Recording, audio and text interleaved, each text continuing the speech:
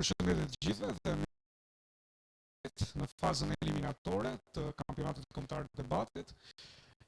Në edicionin e tij të 8 kanë kaluar 8 vite dhe emocioni mbetet po i njëjtë, kështu që faleminderit që keni ardhur sot nga Korça, Araçi, Qirinxhi dhe nga Durrësi në Infrashi, një duar të kitje për të dyja skuadrat.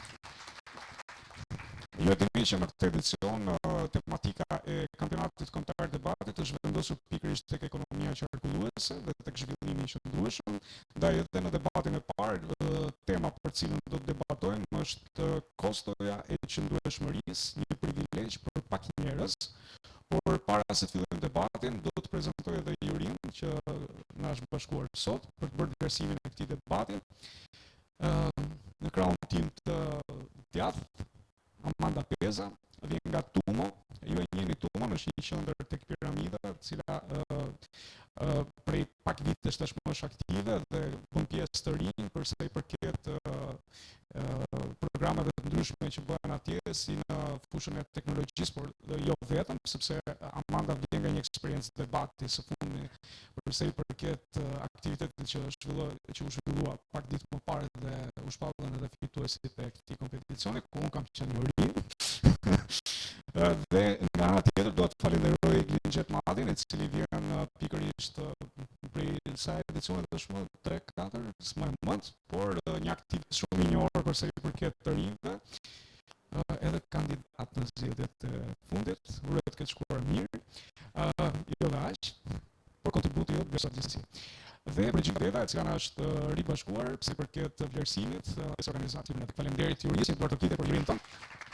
Dhe sikurse ka parë, tema do të jetë kostoja e qëndrueshmërisë, një privilegj për pak njerëz, dhe ajo që mbetet të bëjmë tani është pikërisht përzgjedhja e qëndrimit që të mbajnë skuadrat në këtë debat të parë. Kështu që do ftoj një nga anëtarët e skuadrës Araçi Qirinxhi për përzgjedhjen.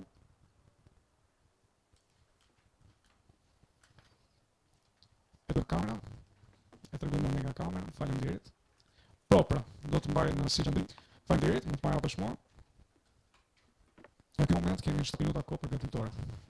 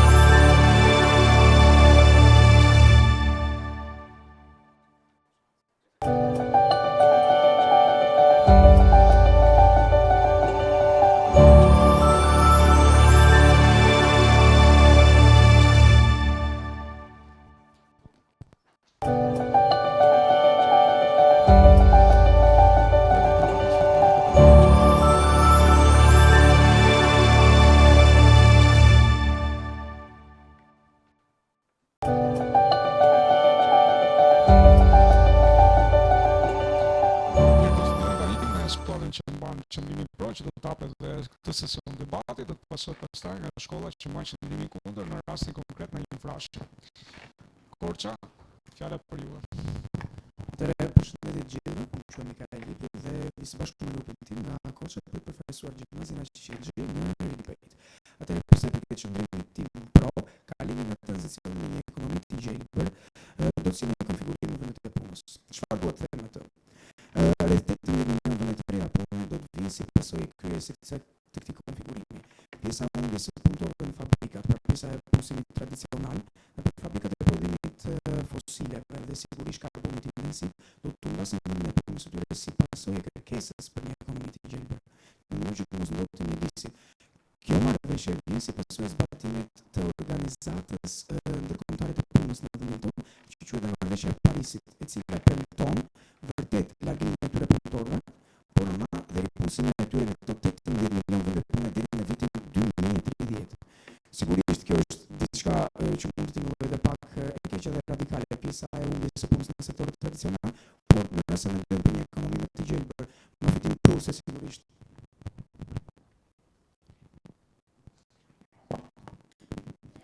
Përshëndetje, mirësa Gloria, që në një frashë. Respektoj mendimin tonë, por fillimisht më lejo të t'jap kundërshtrimin tim. Unë mendoj se kosta e qëndrueshme nuk është domosdoshmërisht e shtrenjtë. Madje ajo është një zgjedhje e thjeshtë që buron nga zgjedhjet tona të ndërgjegjshme të secilit për ne që bëjmë në përgjithshmëri. Mendon sikur dikush të zgjedhë të shkojë në këmbë apo me biçikletë në punë, në vend që të zgjedhë makinën. Kjo çon në reduktimin e emitimeve të karbonit dhe gjithashtu është një zgjedhje që rezulton të jetë më e lirë. Gjithashtu kemi rastin e riciklimit, ripërdorimit të rrobave të vjetra apo edhe ndarjen e ushqimeve për të mos i shpërdoruar ato. Gjithashtu koncepti si qëndrueshmëria e luksit të pasurve, unë mendoj se mund jetë një keqkuptim që mund lind nga qëndrimi juaj, sepse do të thoja se kjo vjen nga raporti i domosdoshëm që ka cilësia dhe çmimi. Gjithashtu do të thoja se sipas organizatës For the Environment, popujt që kanë më pak të ardhura bëjnë një jetesë më të qëndrueshme për shkak të vetkursimit që ata kryejnë. Pra ata nuk blejnë rroba të reja çdo muaj dhe ata dinë të përdorin burimet e tyre me kujdes. Pra kostoja e qëndrueshme, faleminderit. Përshëndetje, unë quhem Flavia, vlerësoj mendimin tënd, por më duhet ta kundërshtoj. Fillimisht, kostoja e qëndrueshme favorizon prodhimin në shumë materialeve të cilat nuk do t'i lëvizin. Materialet të cilat hyjnë në treg në një kosto më të lartë, gjë që sjell edhe humbjen e tyre në garën e çmimeve. Pra preferojnë më shumë produktet të cilat vinë në treg me një çmim të lirë dhe a janë këto produkte me një çmim të ulët pasi nuk përfshin materiale të cilat nuk do t'i lëvizin, nuk sjellin dëme shëndetësore, edhe nuk ndikojnë në ndryshimet klimatike. Dhe për këtu do të marr një shembull, kemi makinat elektrike dhe makinat me karburant. Makinat elektrike në fillim mund hyjnë në treg me një çmim të lartë, por brenda këtij çmimi përfshihet gjithashtu që këto makina nuk e ndotin me diesel, kërkojnë më pak hydrogen, pra nuk sjellin më pak dëmtime dhe gjithashtu nuk kërkojnë shumë karburant, pra nuk kërkojnë shumë elektricitet për të karikuar. Gjithashtu makinat të cilat janë me karburant hyjnë në treg me një çmim të lirë, por ato sjellin më shumë dëme në mjedis dhe gjithashtu kosta që ato të mbushen të gjithë kohë do të jetë më e lartë dhe pa mbështetje në teknologjinë e pasur nuk mund të kemi një zhvillim për sa i përket kostës së qëndrueshme. Faleminderit.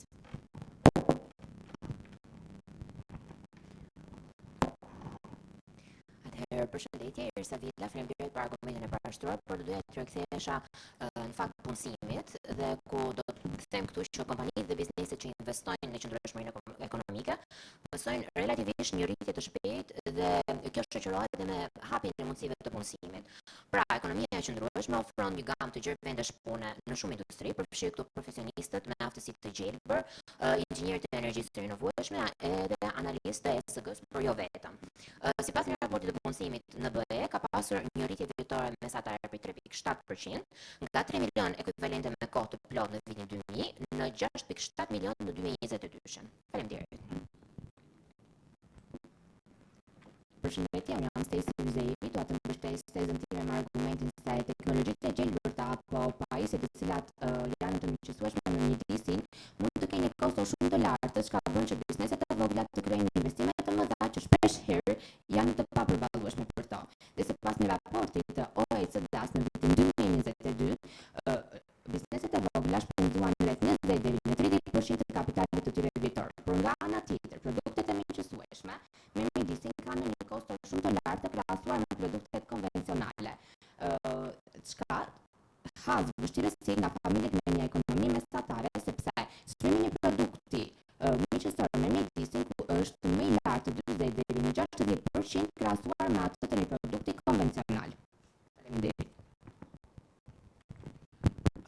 Përshëndetje, unë jam Albion Qela. Si fillim do të falenderoj për argumentin dhe për ta kundërshtuar dua të sjell në vëmendje se çfarë rritje ekonomike mund të pësojë vendi jonë nëse do të marrim më përsipër investimet të konsiderueshme rreth qëndrueshmërisë.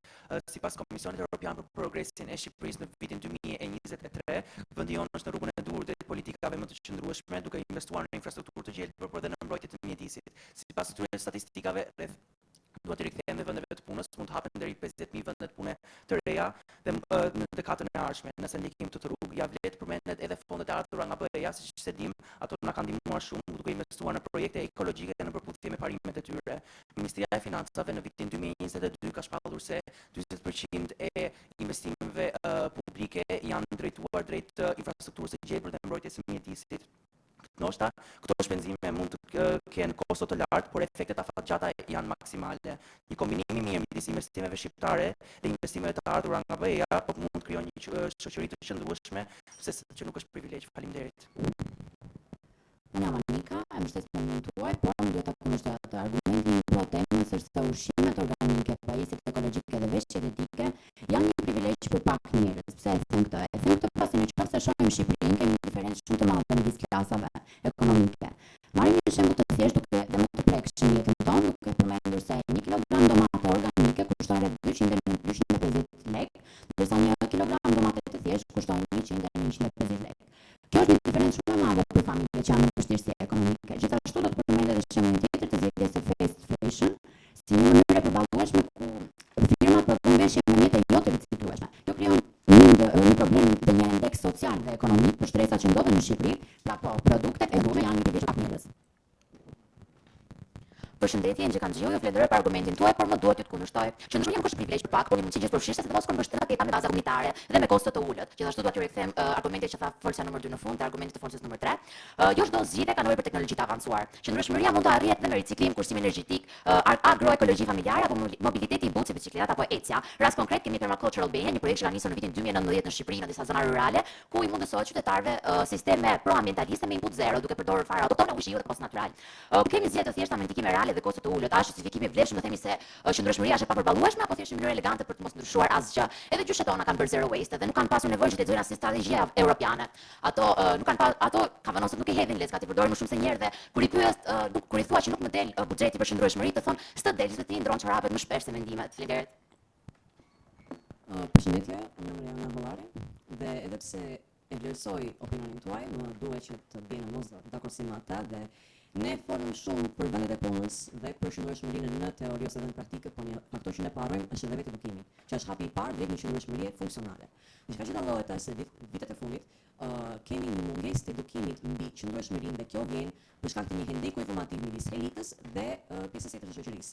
Kjo ndodh sepse nxënësit dhe studentët që kanë mundësinë ekonomike që të ndjekin shkallën e lartë të studimeve universitare, e kanë edhe mundësinë më të madhe për të mësuar lidhje me sjelljen e qëndrueshme, edhe për të mësuar se si ne mund të respektojmë mjedisin, edhe për të mësuar si ne mund të kursejmë. Nga ana tjetër, një pjesë shumë e madhe e studentëve që nuk munden që ta ndjekin një studim, një formë arsimi e cila është funksionale dhe e duhur, ata mbeten në disfatë.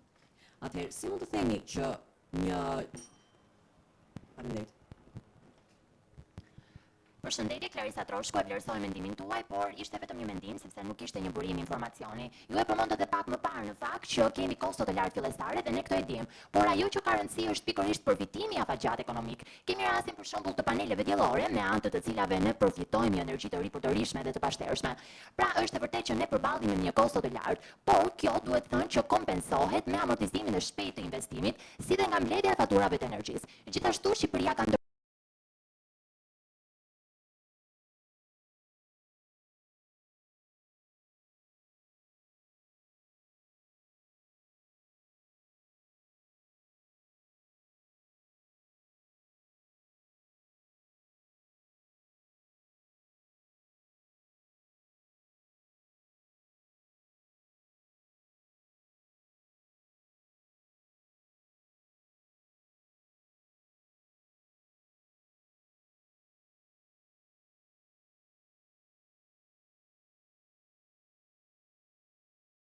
projekt me anë të cilave Shqipëria, pra shteti subvencionon instalimin e paneleve fotovoltaike. Pra 70% e kostos mbulohet nga shteti, ndërsa pjesa tjetër ju mbetet familjeve, relativisht një pjesë shumë e vogël kjo. Pra, sipas asaj emergjencisë eficiencës në vitin 2024, nga kjo paketë kanë përfituar rreth 2.000 familje, një shifër kjo goxha e lartë.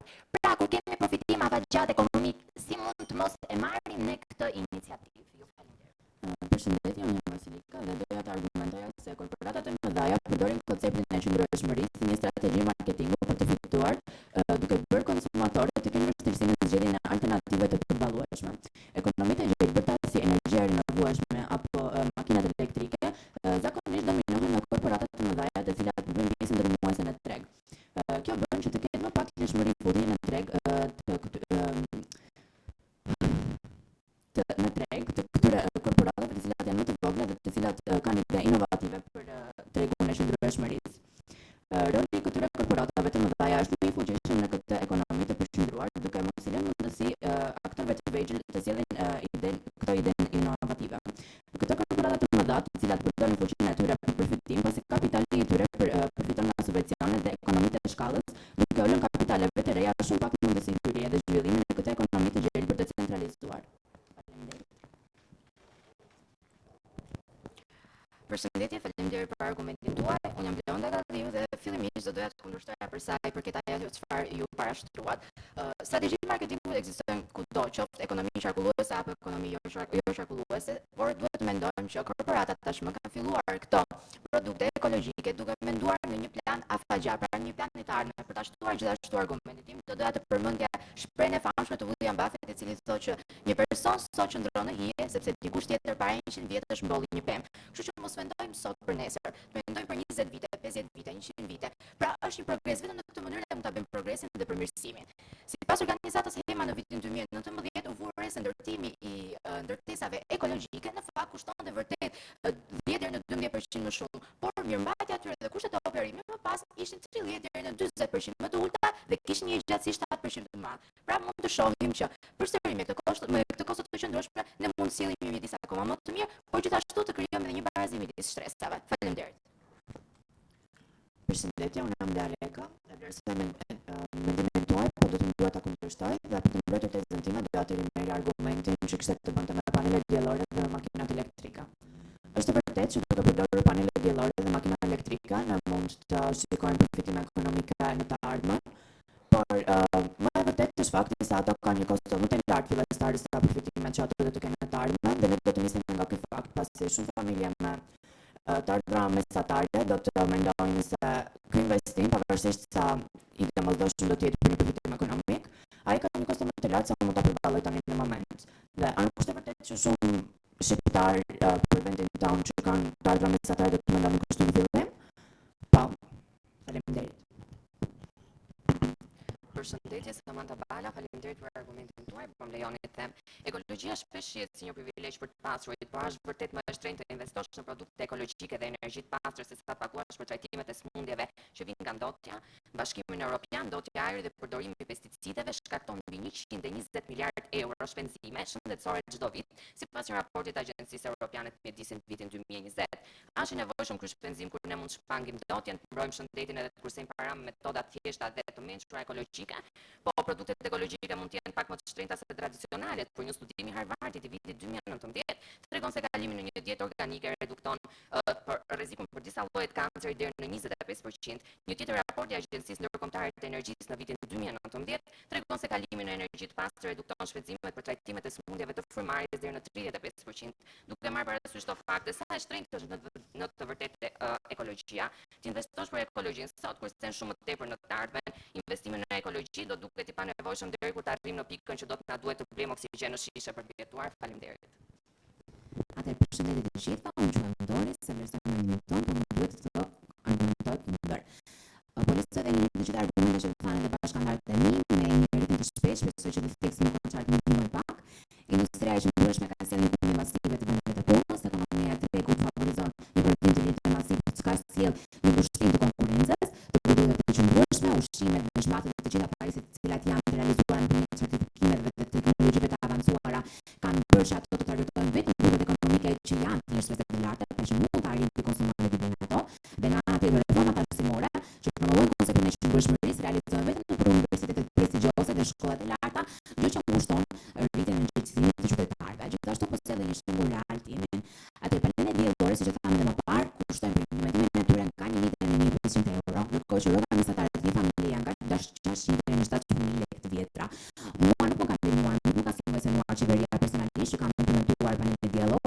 30% nga stili i pushimit, ashtu siç e përmendëm pak më parë. Dhe dua t'ju sfidoj me një pyetje.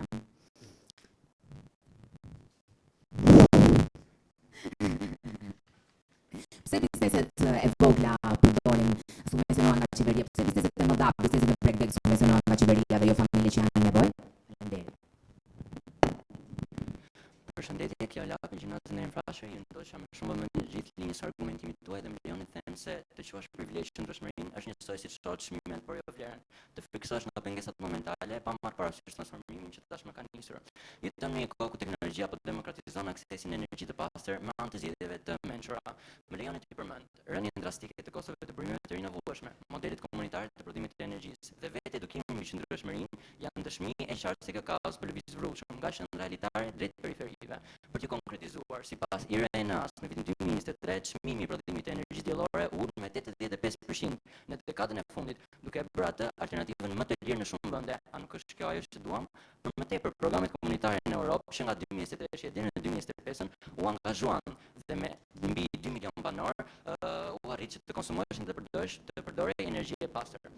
Kështu qëndrueshmëria nuk është një kulm i arritur, por vetëm për të privilegjuarit, por është një hapësirë e hapur për çdo që kupton se të jetosh mirë nuk do të thotë konsumosh shumë, por të konsumosh në mënyrë të mëshme.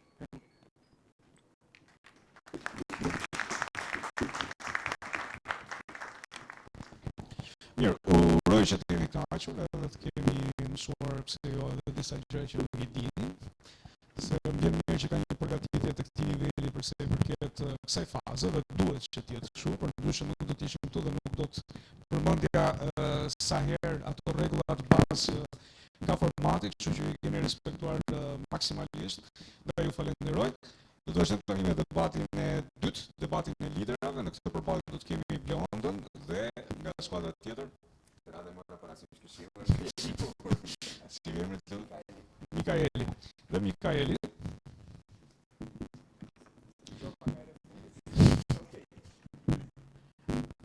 Kështu që pa më përkohë do të përzgjedhim edhe temën, përse i përket këtij debati, përzgjedhjen do ta bëj Juria në këtë rast, duke qenë se qëndrimet në këtë fazë përzgjidhen nga vetë nxënësit.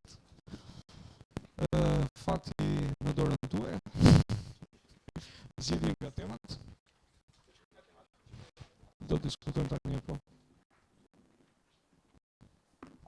Okay. E lexojmë temën. Në Shqipëri, suksesi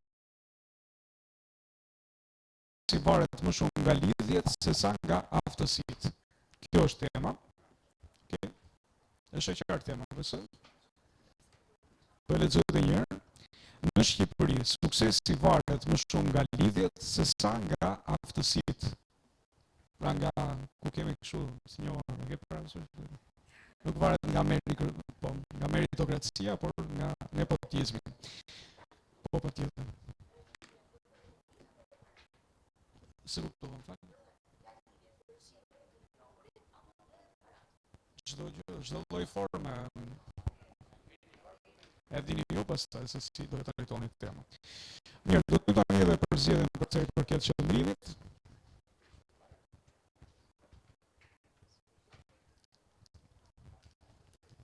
E tregojmë në kamera. Do të jeni përsëri kundër, ja vendet të tjetrën se duket sikur e bëjmë me njohje pastaj. Pra. Ja po kemi. Faleminderit. Kemi 7 minuta kohë për përgatitore.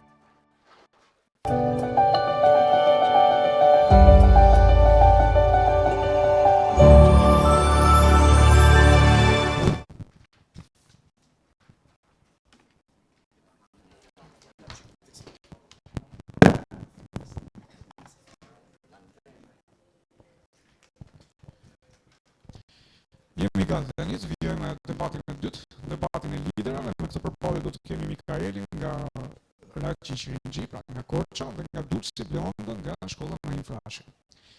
Shumë suksese për të dy. Nga 2 minuta, 4 ndërhyrje në total. Mund të fillosh. Atëherë Bleonda, kënaqësi që zhvillojmë një debat me ty. Si fillim do të doja të nisja me një shprehje për të kuptuar më saktë atë që ne vërtet duam të themi.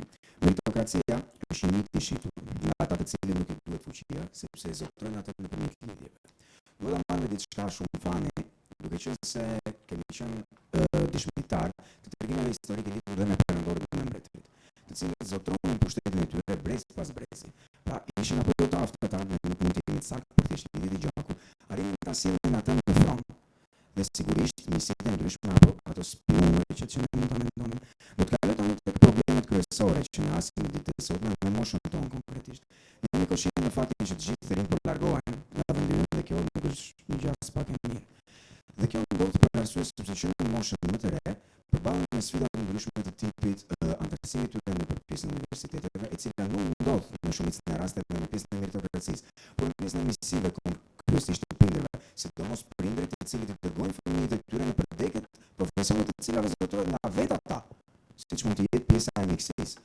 Prindër doktorë të cilët dëshirojnë të lënë pasardhësin e tyre në të njëjtin pozicion dhe gjithçka të jetë të siguruar për pjesën e prindërit. Por kjo nuk është diçka as pak e mirë, sepse kjo bazohet edhe në fakte më shumë dhe tek pjesa e shembujve konkret të të rinjve të cilët nuk kanë dot të gjejnë as punë, si pasojë e gjithë meritokracisë që nuk është aktive momentalisht. Dhe ndodhet dhe pjesa partijake që është dhe gjë më e keqe.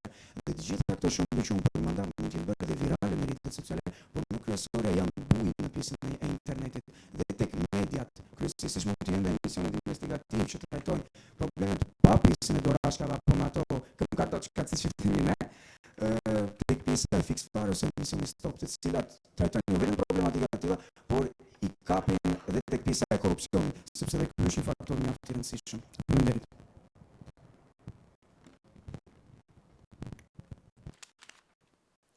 Përshëndetje, për të riprezentuar Bleonda Galliu në cilësinë e liderit Naim Frashërit. Për sa i përket temës, unë mbaj qëndrimin kundër, ashtu siç ju e përmendën, do doja të ndalesha pikërisht tek pjesa e parë e argumentit tuaj, ku ju thatë që kushdo që vinte në pushtet pra kryesisht prej gjakut, dhe e pam që jo të gjithë pra ishin me meritokraci. Sigurisht sepse mbretëritë e dinastisë funksionojnë në një mënyrë të tillë dhe në atë kohë kështu do të vazhdonte rrjedha. Por jemi në shekullin 21 dhe fatmirësisht jemi në demokraci dhe ne shohim që sot me anë të meritokracisë ne mund t'ia dalim. Për sa i përket pjesës së mjekësisë që ju përmendët, unë vi vetë nga klasa e mjekësisë dhe kam ndërmend që të vazhdoj për mjekësi dhe kemi parë gjithashtu që tashmë është bërë pjesë e programit në universitetit, pra është provimi i hyrjes së mjekësisë. Kjo për të shmangur dhe probleme që mund të sillen kryesisht nga zona rurale, ku një pjesë e madhe e nxënësve të cilët vinin kjo për shkak të problemeve të ndryshme mund ta merrnin pikërisht një vend më tepër se një person që vërtet e meritonte. Tu ne shohim që po përmirësohemi. Pra ne lëm vendin meritokracisë. Gjithashtu do duhet përmendja pse e përket rastin e mësuesve ku tashmë ata duhet bëhen pjesë e portaleve për që të dhënë një vend pune. Dhe marrë në rastin gjithashtu të kuotat e politeknikut për sa i përket arkitekturës, gjithashtu të cilët duhet të kenë një provim hyrjes. Pra po shohim që dal nga dal mentaliteti jon ka ndryshuar, ne po shkojmë drejt një shoqërie shumë të zhvilluar. Këtu bazohemi dhe gjithashtu dhe te kriteret që ka dhënë Bashkëria, gjatë kohës deri në vitin 2010 ku ne synojmë që do jemi pjesë e Bashkimit Evropian, por gjithashtu për të treguar që tashmë shoqëria shqiptare do të shohë një dimension tjetër. Gjithashtu do të përmendja që një pjesë e madhe e fëmijëve nuk bëjnë të njëjtin nuk kanë të njëjtin profesion si prindërit e tyre, madje një pjesë e prindërve punojnë fort që t'u asigurojnë këtyre fëmijëve dhe pikërisht ky është dhe motivi që i duhet shoqërisë tonë. Fakti që prindërit kanë sakrifikuar kaq shumë, i nxisin fëmijët që të vazhdojnë përpara dhe të mos ndalojnë asnjëherë dhe fatmirësisht ne shohim që akoma dhe më shumë të rinj po ja dalin që të arrin pozicionet e përfunduar. Falenderoj Priten dhe diçka që më duhet të takojmë shpesisht të gjithë mendimin. Duke qenë se ne jetojmë në një botë dhe rritemi në një frymë lidhur me meritokracinë dhe të bëjmë gjithçka në varësi të punës së fortë për të arritur atë që ne duam. Përmendë provimin e hyrjes duke qenë se vetë vjen nga DG Mixis dhe do doja të thoya që ta merr edhe si një pjesë këshilla këtë që do të thoya. Përmendë provimin e hyrjes dhe që është në zonat rurale, duke qenë se po më thuaj a nuk mundon të që në këto zona rurale nuk kanë zënë staf që mund të jenë mjekët më të mirë apo këto nuk kanë personel sepse nuk kanë lidhje, sepse me informacionin që kam ka dhe mjek nga zona rurale të cilët kanë pasur lidhje ata që kanë sepse ne jemi të mitur në moshën që jemi dhe do të vazhdojmë studimet në universitet. Dhe kjo është gjë e padiskutueshme. Sigurisht, në rast se ne kemi një stepje të tipit të lidhjeve, do të jetë një pjesë e meritokracisë. ku do të ndalesh tjetër? Pjesa e korrupsionit, që ka të bëjë kjo me pjesën e lidhjes, duke qenë se është një problem mjaft i madh, sepse që të bësh korrupsion nuk është aq thjesht të mbushësh një lloj zarfi dhe të shkosh te dotën ku është më e vështirë për të realizuar, sepse ka lidhje edhe torta, në që kjo gjë mos vihete dhe të mos dallohet.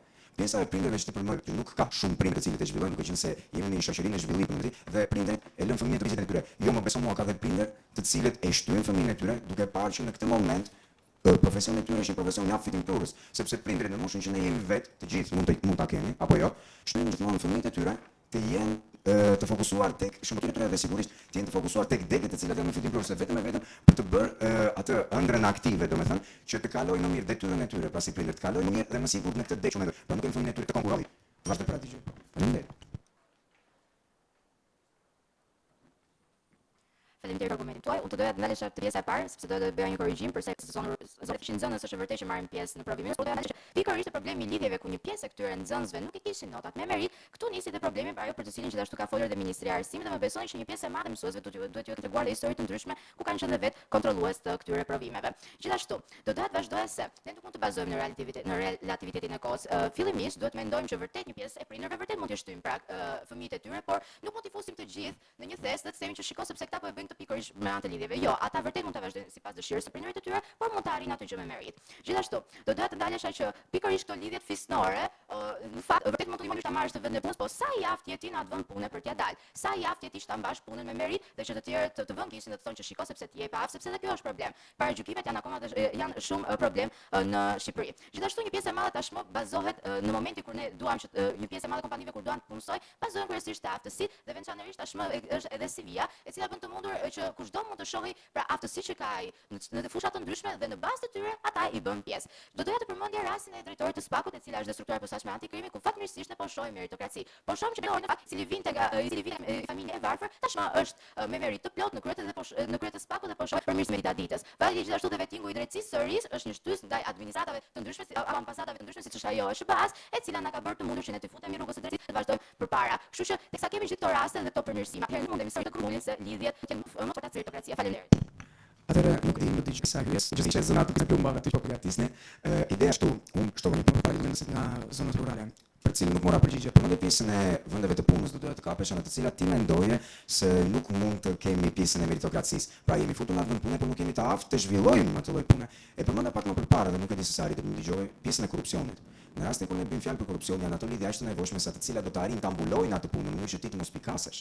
Këtë gjë duhet të arrijmë të kuptojmë sepse në rast se kemi korrupsion dhe lidhje, i bie që një pozicion i tillë do të jetë me një farë rëndësie, pra do të jetë një pozitë e lartë dhe detyrimisht puna duhet të zhvillohet, por duhet të gjejmë 2-3 njerëz të cilët do dalin garant ose më saktë do të ngarkohet një punë e tillë, qoftë edhe me pavëdien e tyre për ta zhvilluar atë. Nuk kuptova tek pjesa që përmendë prindërit për të mos fusin gjinit. Është vërtet që mos e fusin gjinit, sepse këta prindër të cilët janë jashtë flisit, janë ata të cilët janë me një mundësira, aq sa mund të arrijnë ndoshta të ulin në veten e tyre, me veprimet që mund të bëjnë apo dëshirën për ta nxjerrë fëmijën e tyre jashtë. Por kjo nuk është asnjë gjë e mirë apo.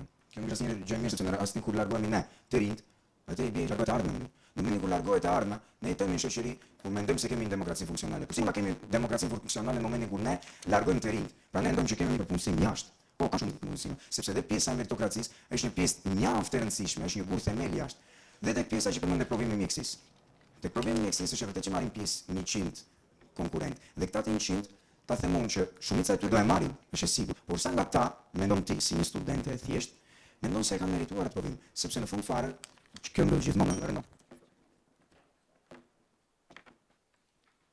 Faleminderit për argumentin tuaj. Për sa i përket pjesës plumbave, u kam ardhur këtu për të bërë luftë me plumba, u kam ardhur këtu për të dhënë mendime dhe ne të respektojmë ato, por gjithashtu të tregojmë se vendimi është arma më e fortë veçanërisht në shoqërinë tonë, duke nisur që këtu tek ne. Këtu jemi me meritën tonë. Përderisa vim këtu dhe bëjmë debate dhe tregojmë se ne kemi të drejtën për të dhënë opinione, do të thotë që ne kemi meritën e plot për të qenë pjesëtar të kësaj shoqërie. Gjithashtu, nëse korrupsioni është vërtet kaq i padukshëm, atëherë pse vendi është konsideruar si një ndër vendet më të korruptuara, po flas për vitin 2000. Dhe do doja gjithashtu të shtoja që fatmirësisht sipas indeksit të korrupsionit të Bashkimit Evropian, në fakt ne po shohim një rënje të korrupsionit ku nga vendet të cilat shkonin deri në 60 apo fatmirësisht tashmë jemi në vendin e 36, duke treguar sërish se korrupsioni po bie. Gjithashtu, megjithëse një pjesë juaj mund të më pranë, do të përmendja edhe rastin e shokut Zyla, pra shkëlqimit dhe rënja e shokut Zyla si vetlibër. Pra, sa mundej shoku Zyla vërtet nuk ishte atje me merit, por sa e mbajti pikërisht të pos. Erdhi dita, erdhi fundi. Pra, çdo gjë do të marr fundin e tij. Dhe duhet të kujtojmë se mbi të gjitha ne drejtohemi nga ëndrat e pasionit. Nuk janë vetëm lidhjet. Dikush që ka ëndra dhe pasion mund t'ia dalë shumë mirë në jetë. Fatmirësisht, qeveria jonë tashmë po vazhdon dhe të luftojë korrupsionin, po vazhdon të luftojë korrupsionin, sepse ajo si luftën kryesore. Dhe pra sa ne do të ndjekim këto praktika dhe këto ide të reja, këto ide inovatore, pra shkon ne do të kemi sukses të vazhdueshëm. Faleminderit. Atëherë më pëlqeu shumë krahasimi që bëti me një vepër. Lidhur me qytetin e shoqë se kam me si argument për të nga grupi. E punoj më shumë në faktin shoqëzilo nuk ishte e jaftë në punën që bënte, por e kisha. Dhe desa në fundin e tij, por unë do të thoya që gjatë periudhës që ai e mbajti detyrën, mos kemi gjithë një personazh rezerv I cili merrej përshkrimin atyre raporteve, shkrimin e tyre, mësimin e interpretimit, dhe ishte një person I cili detyrohej ta bënte, jo duke marrë një kërcënim përballa, por duke marrë një pjesë korrupsioni si pasojë e diktaturës së asaj kohë, por duke qenë se ishte një pjesë e kësaj do të ishte pranë asaj do ta zbatonte atë detyrë, atëherë do të pushojnë nga puna. Por ti rrezikon ndoshta të armën dhe bukën e gojës, por të marrim dhe sistemin komunist. Por doja të thoya diçka, ne nga Korça kemi një shprehje, jo me ti. Sistemi korçarët, ti më xhan, nuk të pyesin mbi kujtje, po çfarë mbi emri ke. Ideja është tek pjesa e meritokracisë që përmendet tek pjesa e prindrit dhe prindërve. Duke qenë se ne jetojmë dhe në një botë ku ti përmend pjesën e korrupsiosë, Shqipëri po jam mjaftueshëm. Në Shqipëri është një madhe, e këtë gjë një vërtet realistë, por do të thotë gjë. Pse të rinjt largohen nga Shqipëria në momentin kur ne u ofrojmë të gjithë sipas meritokracisë? Faleminderit për argumentin tuaj, duke qenë se tashmë erdhi fundi I debatit ton. Unë do doja fillimisht të sugjeroj të rishikoj edhe një herë veprën, sepse më sa duket nuk e ke kuptuar thelbin dhe duhet të kuptojmë sërish se lidhja në Shqipëri tashmë po marrin fund dhe po vemi drejt një meritokracie. Për sa I përket që tha që pjesa më e madhe për kur kemi dhënë meritokraci pse kanë ikur. Ku bazohemi ne që pjesa më e madhe kanë ikur pikërisht kësaj? Kush e ka fituar vendin e punës e marrë atë me merit. Gjithashtu, do doja të përmendja edhe për sa I përket turizmit historik. Sa prej tyre e marrin vendin e punës me lidhje. Nëse ti nuk di historinë, nëse ti nuk e bën një universitet saktuar për të dalë atje dhe për të bërë Ciceronin, atëherë kjo është pothuajse e pamundur. Pra, duhet të përfshin të gjitha aspektet e ekonomisë apo një pjesë e madhe e punëve të thjeshta siç janë apo punë të tjera ku aty nuk shikon njeri mikun, aty shikon aftësitë. Pra, për të thënë një herë se çfarë thashë në fillim, pra sërish është më e lehtë për të marrë këtë vend pune, por jo ashtu për të sa ta mbajtur atë. Dhe lidhet dhe ka qenë se Shqipëria po mundohet që të hapet, pra të shkojë drejt Bashkimit Evropian, po shohim që vendet e reja pune po vinë dhe ndaj nga dalë po shohim që jo ndikime familjare, do të thotë të shndrojmë këmbët tona dhe të shndrojmë këmbët tona, nuk do I kemi gjatë gjithë kohës. Prindërit afër do I kemi gjatë gjithë kohës. Këta mish mund vi dita dhe mund dhe të përfundoj këto lidhje. Kështu që edhe një herë le të tregojmë se meritokracia është gjëja e durë në një shoqëri. Dhe fatmirësisht Shqipëria dal nga dal po shkon drejt saj dhe ne jemi shembulli kryesor. Faleminderit. Faleminderit të liderëve të skuadrave, faleminderit për këtë.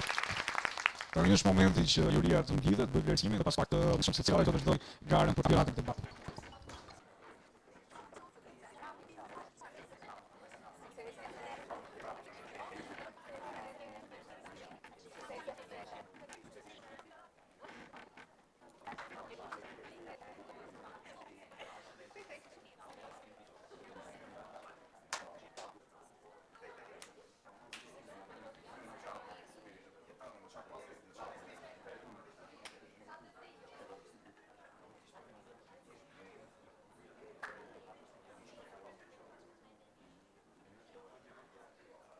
Hajde të foton e grupit.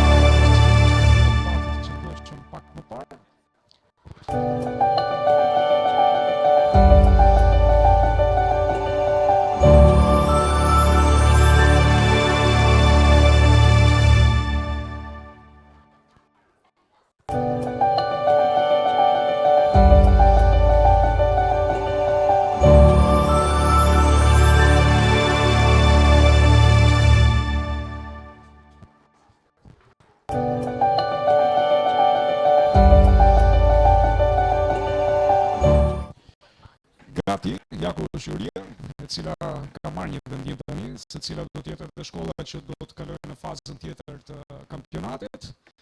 Kjo është faza më e bukur, se këtu kemi eliminim direkt, dhe ka më shumë emocione për sa i përket vazhdimësisë.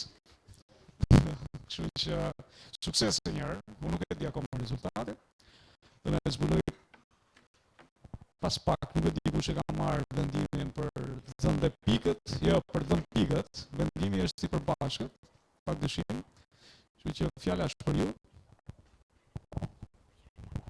Përshëndetje të gjithëve.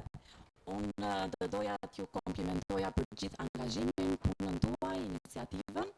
Ishit realisht shumë të mirë.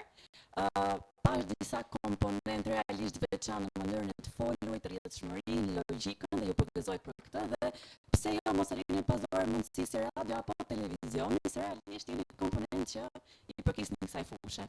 Tani, një këshill që unë këtë kam dhënë dhe në kompeticionet të tjera debati është fokusimi tek tematika. Pra, jo më kot ka një temë kryesore rreth së cilës rrotullohen argumentat dhe kundërargumentat. Dhe sado që dashje pa dashje skuadra kundërshtare ju fut në atë grackën e ca argumentave jo tërësisht të lidhura me tematikën, mos vini pre duke u kundërpërgjigjur, duke vazhduar në atë rrjedhën komplet jashtë qendrës. Pra, mos u kapni me gjethet pa vazhduar tek rënja, pemës, trungu dhe gët kryesore. Tjetër, një gjë që më bëri përshtypje dhe ishte kjo, mos e humbisni veten dhe përgatitjen tuaj, duke kaluar në nuanca ndoshta dhe politike. Dhe me thënë, mund t'jenë realisht disa tematika apo argumenta që ju mund mos keni një njohuri shumë të mirë, por keni parë vetëm ato lajmet e televizorit dhe normalisht ato mund t'jenë pak të ngjyrosura, kështu që siguroni që ta lini më njam pak ngjyrosjen politike apo dhe të fushave të tjera dhe jeni sa më realist. Dhe një gjë tjetër e vogël, mos jepni shembull shumë personal, sepse jo gjithmonë shembulli juaj mund të shërbejë si shembull për një generalizim të situatës. Këtë kisha për të thënë unë, ja kaloj fjalën bashkërisë të tjerë. Përshëndetje të gjithëve. Mirë se keni ardhur sot, se të dyja palët keni pasur rrugë për të ardhur këtu, edhe e pam që edhe jeni përgatit, kishit lexuar, kishit argumente për të folë. Unë kam bajt sa shënime këtu, Amanda i tha shumicën e gjërave, unë po them vetëm disa gjëra specifike që t'i keni parasysh edhe për herë tjera, kushdo që do kaloj fazën, po edhe për vitet e ardhshme. Kur bën një pyetje për debat, mirë është përveç pyetjeve retorike, pyetjet tjera që duhet hapin debat, duhet bëhen nga fillimi. Që për ta pa pastaj nëse pjesa tjetër e skuadrës kundër e ndjek atë ritëm, e fillon aty ku e le ti apo ka rrjedhshmërinë e debatit. Përdoret humor, ishte gjë e mirë, kujdes me gjërat absolute, nuk mund thoni që do ta kundërshtoj tërësisht atë mendimin tënd, sepse asgjë nuk është absolute, për herë mund të ketë statistika, argumente për të dy palët. Më erdhi mirë që pash disa gjëra, element shumë të mirë komunikimi kur thresni të audiencën, përmbanie të shikimet, gjestet me njëri tjetrin, pjesën e shprehjeve, dhe për pjesën tjetër e ka Glindin në dorë. Suksesit gjithëve. Mirë, ne kemi përcaktuar të tre, nuk se kam në dorë. Shumë urime për realizimin e debatit, mendoj që ishte debat i mirë, sigurisht që ka gjithmonë vend për përmirësim, po fakti që ju vini këtu edhe arrini debatoni lirshëm, rrjedhshëm, tema të cilat ose i keni si më thënë përgatit, po nga ana tjetër edhe tema spontane, siç ishte më e vështirë, dhe tema dytë, do thotë që ju tashmë jeni fut në atë tripin e debatit edhe sigurisht keni zhvilluar mendimin kritik të vetja. Kështu që kjo është gjëja kryesore që duhet falenderoni punën tuaj për këtë gjë dhe mos ndaloni në zhvillimin e mëtejshëm të mendimit kritik edhe të realizimit debatit. Unë po kaloj direkt e cili nga ekipet kalon fazën tjetër. Ne në fakt ishim pak a shumë në të njëjtin mendim që ishte një ndarje shumë e hollë me vetëm 2 pikë. Kështu që në fazën tjetër kalon ekipi i shkollës Naim Frashëri. Shumë suksese të dyja ekipeve. Mirë, faleminderit grupit Korçës. Ishte vërtet një kënaqësi që kishim këtë edicion të kampionatit kombëtar debatit, dhe më vjen mirë se Korça është e përfaqësuar nga 2 shkolla, këtë edicion si kundër asnjëherë tjetër, që do të thotë e keni marrë shumë seriozisht këtë vit dhe më vjen mirë që kishim një përgatitje të këtij niveli. Personalisht ju kam shumë për zemër, kështu që faleminderit që u bët pjesë e ridebate. Faleminderit dhe shkollës tjetër që kalon fazën e kampionatit, do të shihemi në ditët në vazhdim për të zbuluar më pas edhe se cili do të jetë fituesi i këtij edicioni të kampionatit kombëtar debatit. Suksese.